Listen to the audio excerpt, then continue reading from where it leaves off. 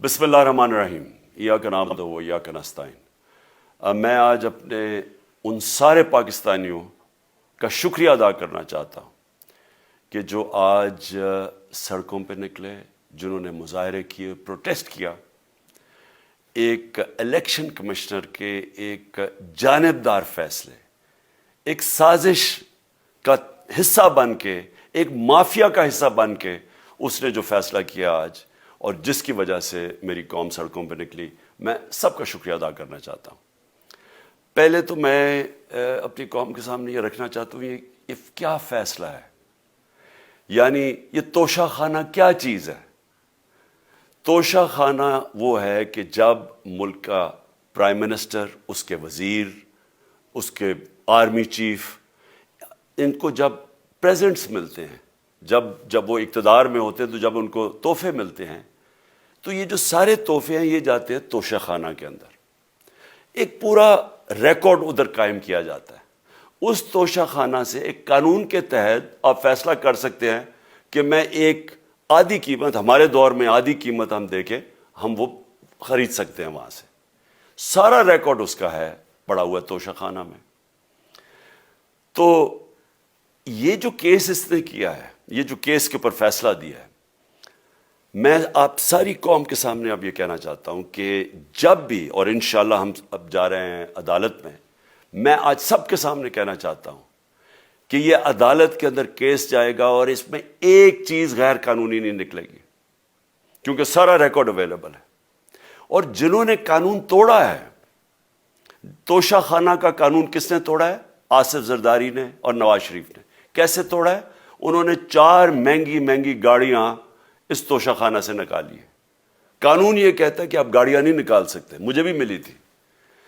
تو ان کے کیس تو سنے نہیں، ان کے 10 سال سے کیس پڑے ہوئے جو انہوں نے یہ گاڑیاں غیر قانونی طور پہ نکالی تھی۔ اور وہ جو کہ سارے میرے وکیل نے آج قوم کے سامنے بتایا کہ سارا ریکارڈ اویلیبل ہے، اس کے اوپر اس نے یہ فیصلہ کیا۔ تو پہلے تو ہم جائیں گے انشاءاللہ عدالت میں، لیکن میں اس الیکشن کمشنر کے اوپر اپنی قوم کے سامنے اس کا ذرا اصلیت رکھنا چاہتا ہوں۔ یہ وہ آدمی ہے جو پچھلے 2.5 سال سے ہمارے خلاف فیصلے دے رہا ہے۔ 8 یا 9 دفعہ اس نے ہمارے خلاف فیصلہ دیا، ہم عدالت میں گئے اور عدالت نے اس کے فیصلے اوور ٹرن کر کے ہمارے حق میں فیصلے دیے، کیونکہ اس کے جو فیصلے تھے وہ غیر جانبدار نہیں تھے۔ ہم EVM مشینز کے اوپر کوشش کرتے رہے کہ اس ملک میں صاف اور شفاف الیکشن ہو، 2 سال کوشش کرتے رہے۔ اس الیکشن کمیشن نے پیپلز پارٹی اور نون لیگ کے ساتھ مل کے وہ نہیں ہونے دیا۔ ہم نے عدالت میں گئے کہ جو سینٹ کے اندر پیسہ چلتا ہے، سینٹ کے الیکشنز کے اندر، کہ وہ ووٹ ویریفائبل ہونی چاہیے، یعنی لوگوں کو پتہ ہونا چاہیے کہ آپ کے MP کدھر ووٹ ڈال رہے ہیں۔ ہم سپریم کورٹ میں گئے، سپریم کورٹ میں اجازت دے دی کہ ووٹ ویریفائبل ہونی چاہیے، اس نے روک دی۔ اس کے بعد یوسف رضا گیلانی کا بیٹا پیسے دیتے ہوئے پکڑا گیا ووٹ خریدتے ہوئے، اس نے کوئی ایکشن نہیں لیا۔ یہ اس نے جب ہمارا یہ ابھی جو آڈیو لیکس ہوئی ہے، اس کے اندر کیا چیز آئی ہے سامنے؟ آڈیو لیکس میں یہ سامنے آئی کہ نون لیگ کے ساتھ بیٹھ کے یہ فیصلے کر رہا تھا کہ کون سے حلقے ہمارے کمزور ہیں اور کدھر PDM کی ووٹ جو تھی ہمارے حلقوں سے دگنی تھی۔ اس نے ان کے ساتھ بیٹھ کے فیصلے کیے۔ یہ جو ابھی حال ہی میں الیکشن ہوئے ہیں، اسی الیکشن کمیشن نے، اس نے پہلے بھی جب پنجاب کے بائی الیکشن ہوئے تب بھی پوری الیکشن کمیشن کی مشینری نے ان کی مدد کی، اور اس کے گورنمنٹ بھی پنجاب میں انہی کی تھی، گورنمنٹ کی مشینری نے بھی پوری مدد کی۔ اس کے باوجود دونوں دفعہ یہ الیکشن ہار گئے، اور الیکشن اس لیے ہارے کہ پاکستان کی قوم ان کو ریجیکٹ کر بیٹھی ہے، اور اللہ کا شکر ادا کرتا ہوں ہمارے ساتھ کھڑی ہے۔ جب ہماری گورنمنٹ گئی تب سے یہ مافیا کوشش کر رہا ہے کہ تحریک انصاف کو ختم کرنے کی۔ پہلے تو انہوں نے گورنمنٹ گرائی بیرونی سازش، پھر انہوں نے کروڑ روپیہ خرچ کیا، 20 یا 25 کروڑ روپے کی ووٹیں خریدی، لوگوں کو لوٹا بنایا، ہماری گورنمنٹ گرائی۔ اس کے بعد جب ہم نے مظاہرہ کیا، پرامن مظاہرہ، آئین اور قانون میں رہتے ہوئے، ہمیں آئین اجازت دیتا ہے پرامن احتجاج کرنے کی، ہم نے پرامن احتجاج کرنا تھا. انہوں نے جس طرح ایک بیرونی جو آج بھی وہ سائفر اویلیبل ہے جس میں واضح ہے کہ ان کو باہر سے مل کے انہوں نے ایک گورنمنٹ گرائی تھی. سب کو پتہ ہے سندھ ہاؤس میں 20 25 کروڑ روپیہ چلا اور گورنمنٹ انہوں نے گرائی. اس کے اوپر مظاہرہ ہم نے کیا 25 مئی کو. انہوں نے جس طرح کا ظلم و تشدد کیا ہمارے اوپر, پاکستان کی تاریخ میں ایسے کبھی نہیں ہوا. عورتوں بچوں کے اوپر دیکھ رہے ہیں فیملیز, انہوں نے شیلنگ کی, گھروں میں گھس گئے رات میں, جو پنجاب پولیس کو انہوں نے استعمال کیا, اور انہوں نے سمجھا کہ پارٹی کراش ہو جائے گی. پھر بھی نہیں ہوئی. پنجاب کے بائی الیکشن ہار گئے. پھر انہوں نے میرے اوپر کیسز کرنے شروع کر دیے. کبھی عدالت میں ایک کیس ہوتا ہے, کوئی 24 FIR ہے میرے اوپر. دہشت گردی کا میرے پہ کیس کر دیا. کیا کیس تھا؟ ساری دنیا میں رپورٹ ہوا وہ کیس. کیس کیا ہے کہ عمران خان کہہ رہا ہے کہ ریمانڈ پہ بھیجنے کے لیے ایک جس کے اوپر تشدد ہوا ہے, کسٹوڈیل ٹارچر ہوئی ہے شہباز گل کو, کہ ہم قانونی کارروائی کریں گے, اس کے اوپر دہشت گردی کا کیس کر دیا. تو پوری کوشش کرتے رہے نہ کسی طرح اس کو, کیونکہ میچ میں تو آپ کھیل نہیں سکتے تھے, تو عمران خان کو میچ سے نکال دو باہر. یہ شروع سے ان کی کوشش تھی. پتہ ان کو چل گیا کہ عوام آ گئی ہے کھڑی ہو ہمارے ساتھ. بڑے میں جلسے ہوئے ہیں, کبھی اتنے بڑے جلسے ہوئے ہی نہیں پاکستان میں. اور پھر یہ جو ابھی جو الیکشن ہوا ہے اس کے اندر پوری پلاننگ کرتے ایک کینڈیڈیٹ کھڑا کر کے پھر بھی ہار گئے. تو یہ مجھے پہلے ہی پتا تھا کہ انہوں نے اس کا رزلٹ کیا آنا ہے. میری ساری پارٹی کو پتا ہے, میں نے ان کو واٹس ایپ کیا, اپنے سارے لوگوں کو بتایا.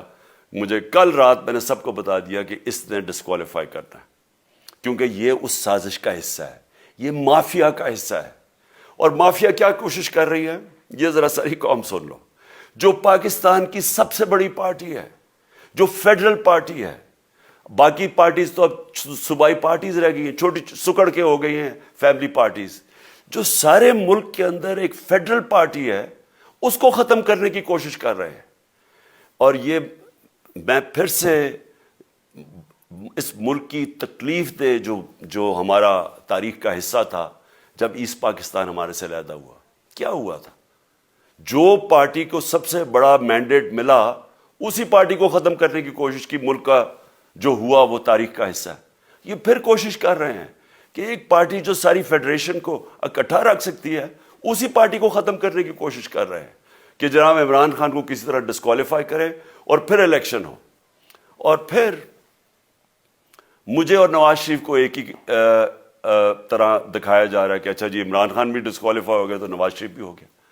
نواز شریف اس ملک کا بڑا مجرم ہے.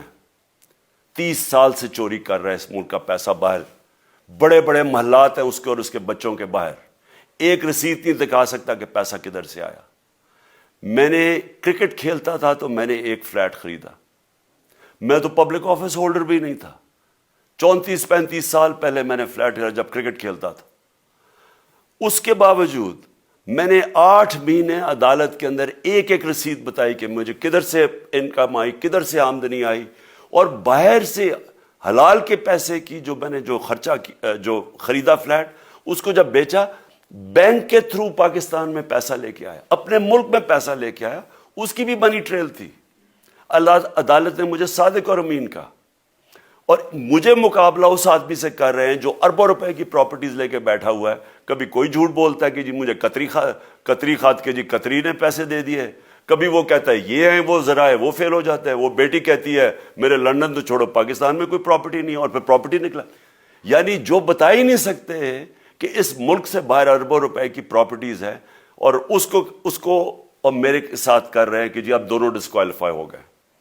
اور جو سب سے شرمناک چیز کیا ہے کہ جس آدمی کی ساری پراپرٹی سب پاکستان سب ڈکلیئرڈ اپنے نام پہ, اس کو ڈسکوالیفائی کر رہے ہیں, اور یعنی میچ سے باہر رکھنے کی کوشش کر رہے ہیں.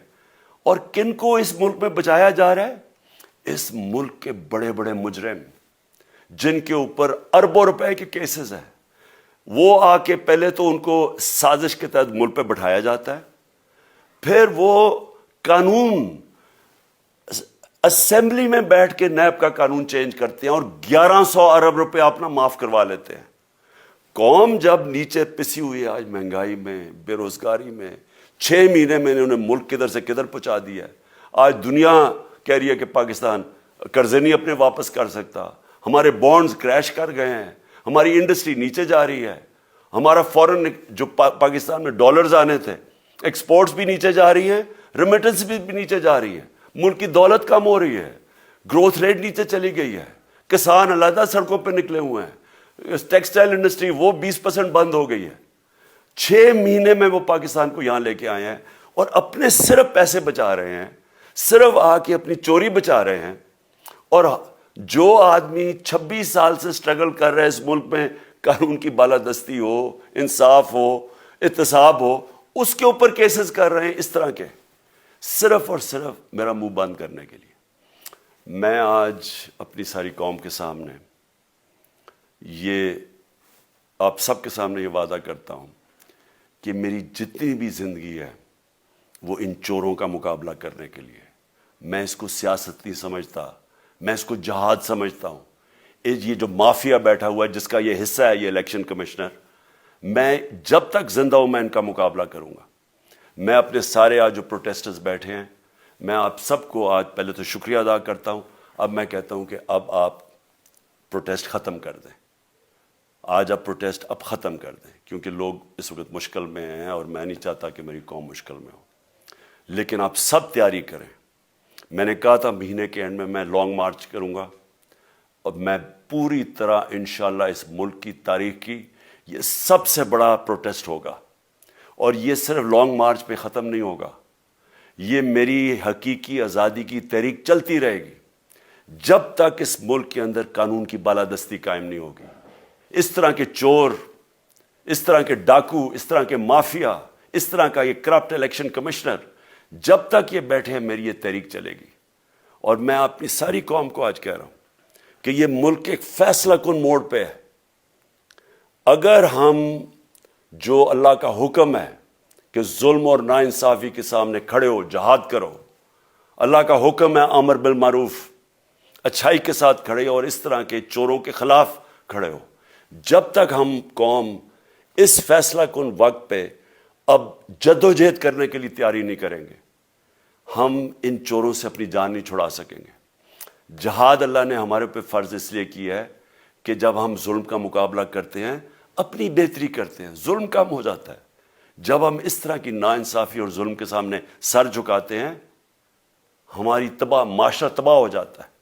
جب معاشرہ اچھے اور برے کی تمیز ختم کرتا ہے، یہ چور جا کے ملک کا فیصلہ کرتے ہیں، وہ معاشرہ کو تباہ کر دیتے ہیں. ہم آج اس فیصلہ کن وقت پہ کھڑے ہیں. میں آپ کو کال دوں گا، پھر سے میں آپ کو کہوں، اور انشاءاللہ اس ملک کی تاریخ کی یہ سب سے بڑا مظاہرہ ہوگا، یہ سب سے بڑی پروٹیسٹ موومنٹ ہوگی، اور یہ رکے گی نہیں. اب یہ جب تک ہم اس ملک کو حقیقی طور پہ آزاد نہیں کرتے، یہ میری پروٹیسٹ موومنٹ اب چلتی رہے گی. پاکستان زندہ باد.